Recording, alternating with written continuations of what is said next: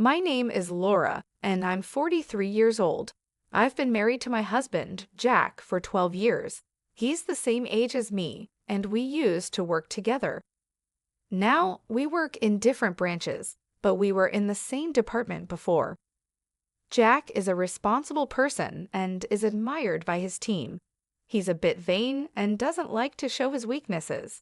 He was confident, flashy, and very masculine. His work performance was excellent, and his bosses expected him to get promoted easily. On the other hand, I'm more low-key and not very noticeable. I was surprised when Jack pursued me passionately because our personalities are so different. After dating for 3 years, he proposed to me with a big bouquet of roses. I had never felt so loved by a man before, so I accepted his proposal right away. I couldn't wait to start our wonderful life together. However, we ended up living with my in-laws without any prior discussion. I wanted to refuse, but Jack was firm about it. "My parents are good people, so everything will be fine," he said. He explained how much they were looking forward to living with me, so I couldn't refuse. We've been living with his parents in their home for the past 12 years.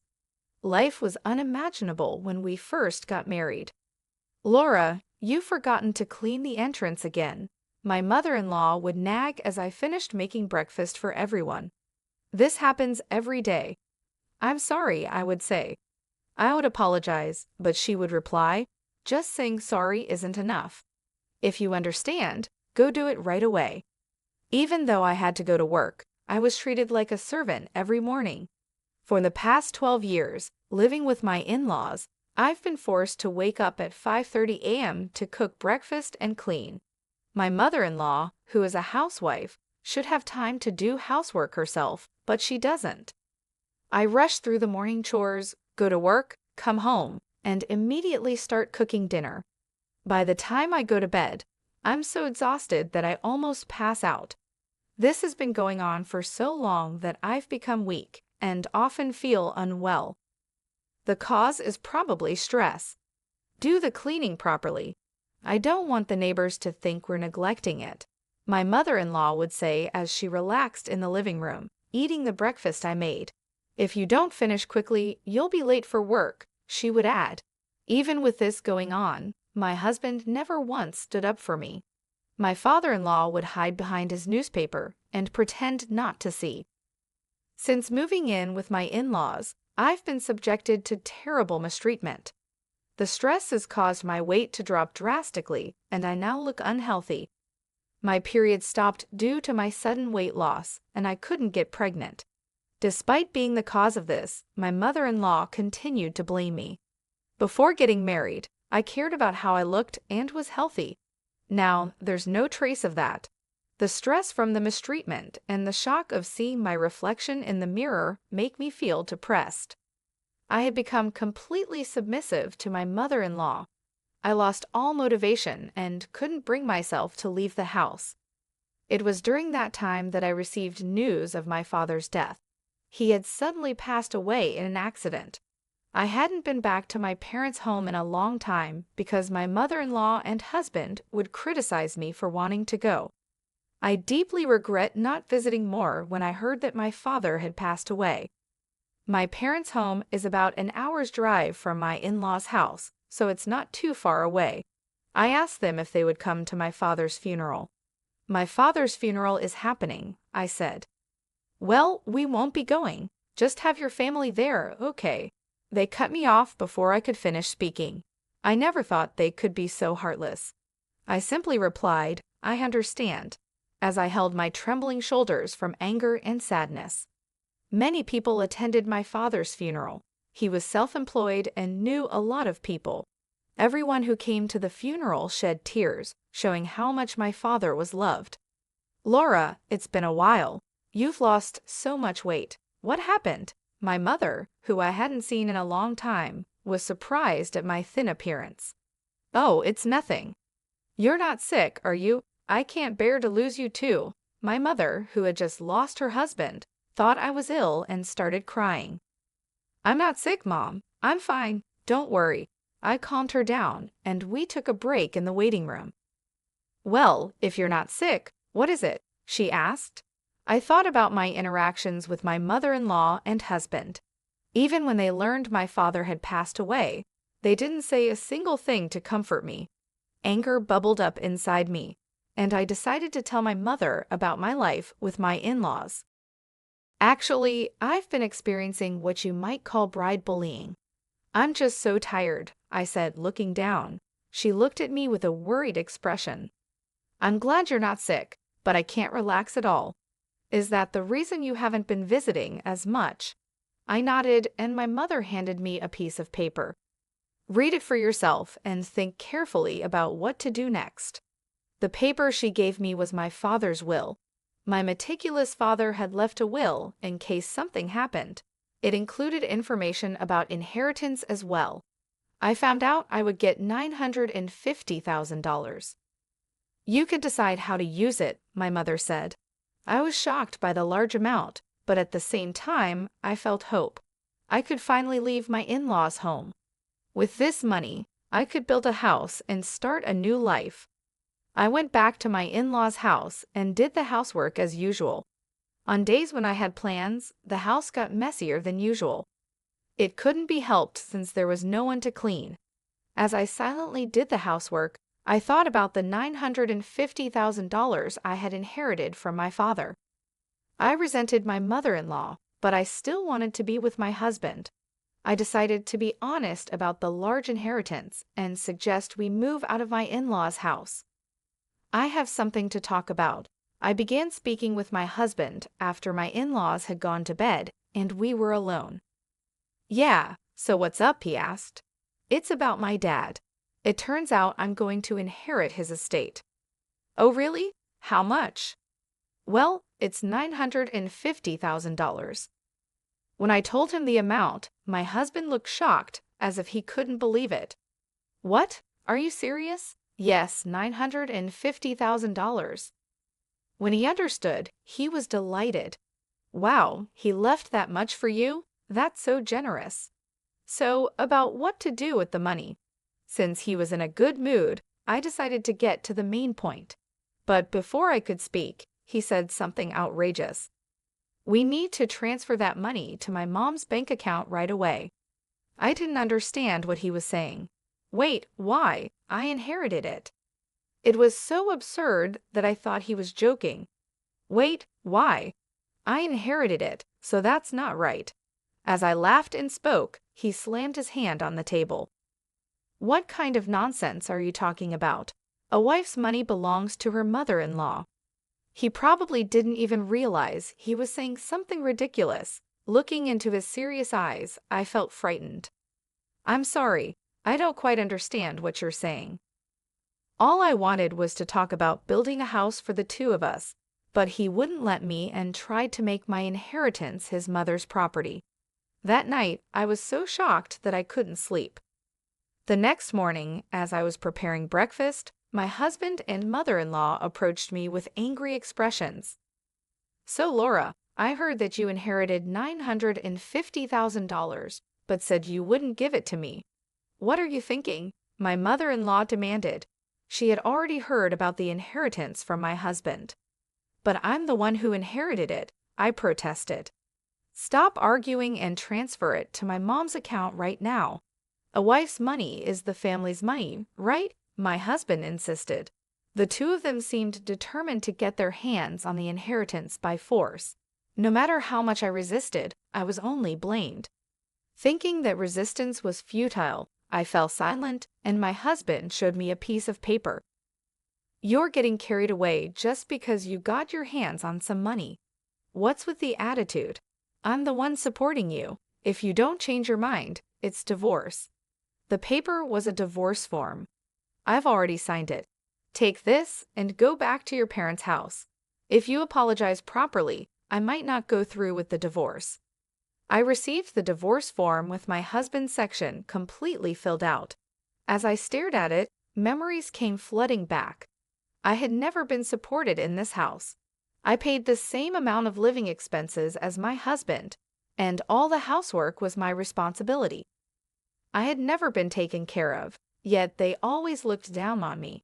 In the end, they even tried to take my father's money.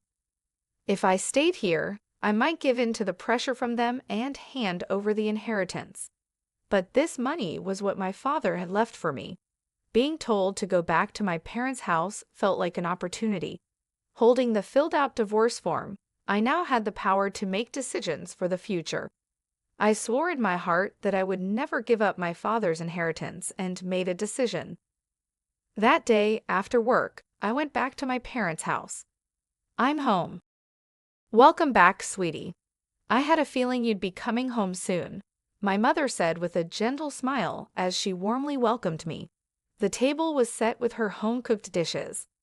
I couldn't remember the last time I had eaten a meal made by someone else. As I took a bite, I was moved to tears by how good it all tasted. "Did you tell Jack about the inheritance?" "Yes, and that's when things got complicated. I told my mother everything my husband and mother-in-law had said. She was stunned by the shocking details. "The inheritance is yours, and it's up to you to decide how to live your life from now on," she said as tears streamed down my face. She gently put her arm around my shoulder. After staying at my mother's house for a week, I decided to return to my in-laws' home. "Well, I'm going now. Take care." I was no longer afraid to return to that house. With a refreshed mindset, I headed back to my in-laws' home. Finally, back, huh? Have you reflected on your actions? My husband and mother-in-law were waiting for me with their arms crossed. "Yes, I'm sorry. Please let me live in this house again." I uttered a shallow apology. Hearing this, my mother-in-law smirked. "Then hurry up and hand over the inheritance." Actually, the inheritance procedures are taking longer than expected. It's still not with me. It's a complicated process, so it'll probably take another half a year or more. "It takes that long? Well, that's fine." They seemed satisfied, thinking I would obediently hand over the money. But they continued to nag me about staying at my mother's house for a week. "The house is a mess because you didn't do your duties as a wife. Clean it up quickly." The house was filthy after just a week. It was impressive how messy it had become in such a short time. "Yes," I replied. The old me would have been devastated, but now things were different. I didn't care about being bullied by my mother-in-law or being forced to do tough housework. I did the chores as ordered by her. 6 months later, it was my mother-in-law's birthday. "Well, we're going now. Make sure to keep the house clean." She always went on a trip for her birthday, and of course, they never took me. "By the way, have you received the inheritance yet?" she asked. "It's supposed to arrive today."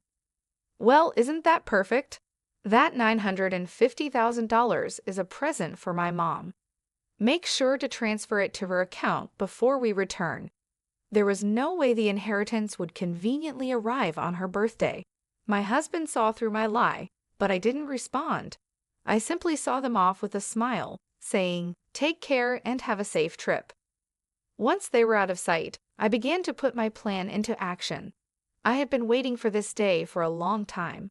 They would surely be surprised when they returned, but it was no longer my concern. I quickly packed my belongings and left my in-laws' house.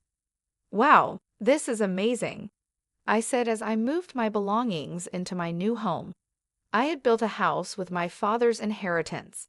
I'm so happy I get to live in such a beautiful house. I decided to invite my mother to live with me. I was truly happy that I didn't have to be bothered by them anymore. I sank into the soft sofa and felt content. Today was a celebration of our new home.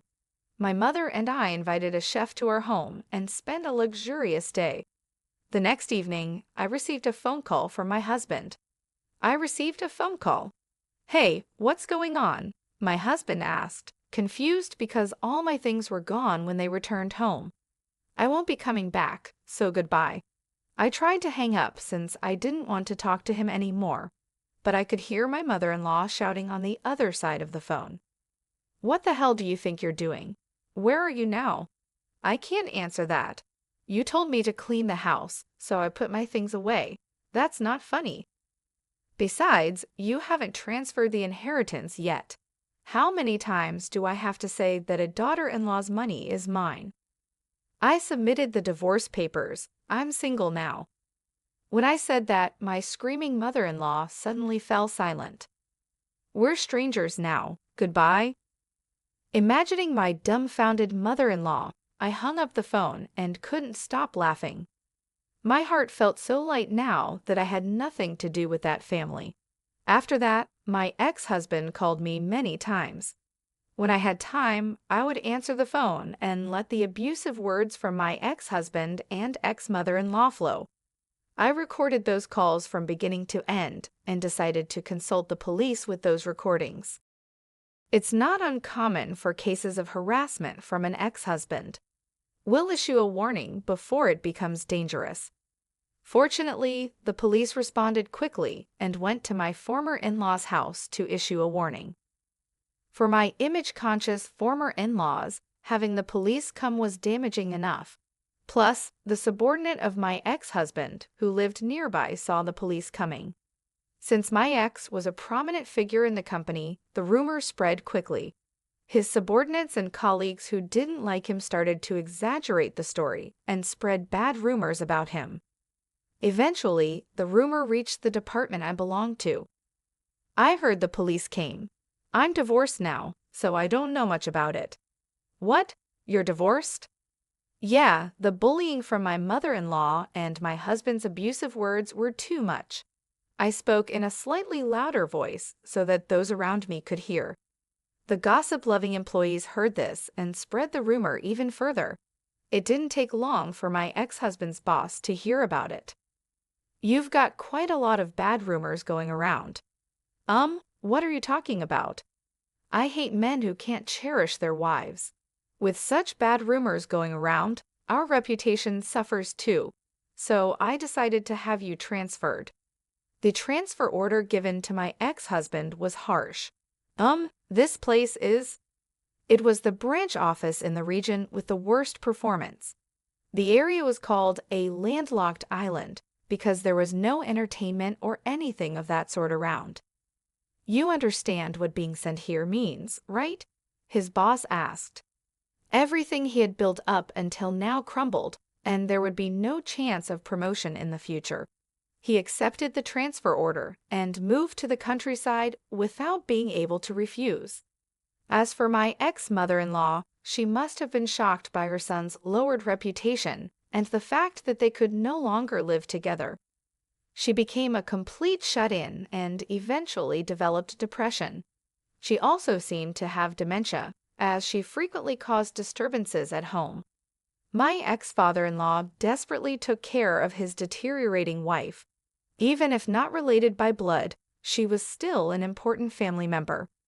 It was only natural that my ex-in-laws faced the consequences of their continuous harassment towards me. Now my mother and I are living happily together.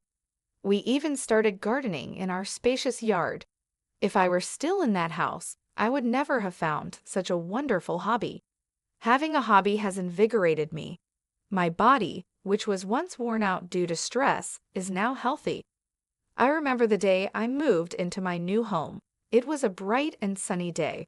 My mother was there to help me, and we spent the day unpacking and setting up the house. It felt so liberating to finally have a place of my own, free from the constant pressure and mistreatment of my in-laws. We decided to celebrate by inviting a chef to cook a special meal for us. The food was delicious, and for the first time in years, I felt truly relaxed and happy. We laughed and talked about our plans for the future. My mother suggested we start a garden, something we both enjoyed but never had the space for before. The next day, we went to a nursery and bought a variety of plants and flowers. It was exciting to plan out our garden and envision how it would look once everything was in bloom. Working in the garden became a daily routine for us. It was therapeutic and brought us closer together. As the weeks passed, I noticed a significant change in myself. I was no longer stressed or anxious. My health improved, and I felt more energetic. The peaceful environment and the joy of gardening helped me heal from the emotional scars left by my in-laws. One evening, while sitting on the porch and enjoying the view of our blossoming garden, my mother turned to me and said, "I'm so proud of you, Laura. You've come a long way, and you deserve all the happiness in the world." Her words touched my heart. I realized how fortunate I was to have such a supportive and loving mother. I couldn't have made it through those tough times without her. One day, I received a phone call from my ex-husband. "Hey, what's going on?" he asked, confused because all my things were gone when they returned home.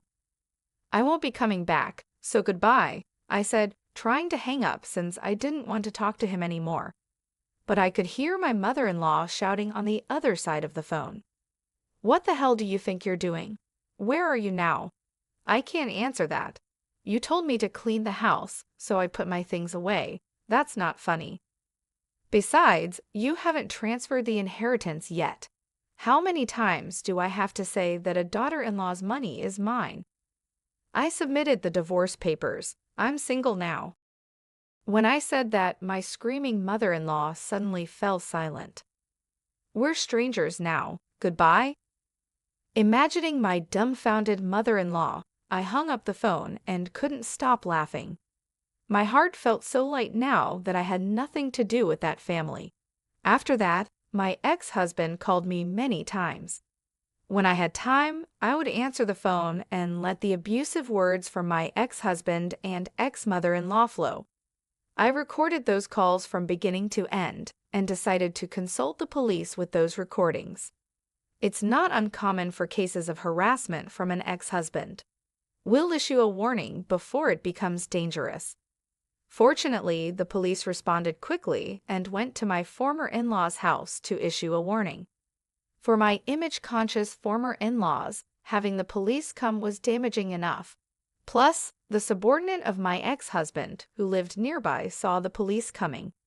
Since my ex was a prominent figure in the company, the rumors spread quickly. His subordinates and colleagues who didn't like him started to exaggerate the story and spread bad rumors about him. Eventually, the rumor reached the department I belonged to. I heard the police came. I'm divorced now, so I don't know much about it. "What? You're divorced?" Yeah, the bullying from my mother-in-law and my husband's abusive words were too much. I spoke in a slightly louder voice so that those around me could hear. The gossip-loving employees heard this and spread the rumor even further. It didn't take long for my ex-husband's boss to hear about it. "You've got quite a lot of bad rumors going around." What are you talking about?" My reputation was ruined because of his actions, but now I can finally move on and live a peaceful life. My mother and I are happy, and our garden are flourishing. I'm healthier and stronger than ever. Cutting ties with my ex-in-law's family was the best decision I ever made.